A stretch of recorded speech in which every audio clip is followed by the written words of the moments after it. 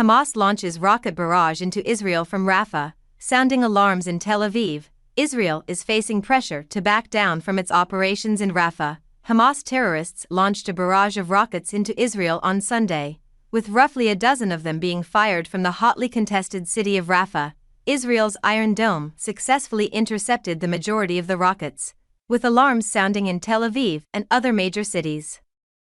The strike comes as Israeli forces are increasing operations in and around Rafah, what Israel says is the final major stronghold for Hamas in Gaza. Hamas took responsibility for the barrage and argued it was retaliation for Zionist massacres against civilians. Israel has faced growing international pressure to cease its operations in Rafah, which plays host to roughly 1.5 million displaced Gazans. Israel encouraged civilians in the region to leave areas where they conducted military operations against Hamas in an effort to minimize civilian casualties. Rafah lies on the border with Egypt and had served as a major artery for humanitarian aid. Israel took control of the Gazan side of the border this week, however, and Egypt responded by refusing to allow further aid through.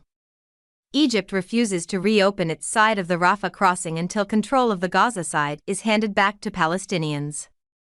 It agreed to temporarily divert traffic through Israel's Kerem Shalom crossing, Gaza's main cargo terminal, after a call between President Biden and Egyptian President Abdel Fattah el-Sisi. Hundreds of aid trucks traveled through Israel's Kerem Shalom crossing this weekend, but United Nations workers say they have had difficulty accessing the aid due to heavy fighting nearby. The new aid agreement comes as a floating pier created on the Gaza coast by the U.S. suffered damage this weekend. The pier remains mostly operational, but 4 vessels that had served to stabilize the pier were detached due to rough weather. The U.S. spent roughly $320 million constructing the pier, which has been a conduit for aid from the U.S. and other countries. While the pier has been used to transfer roughly 569 metric tons of aid into Gaza, as of last week none of that aid had been delivered to Palestinians, the Pentagon confirmed. Feel free to leave a comment below. Thank you for following.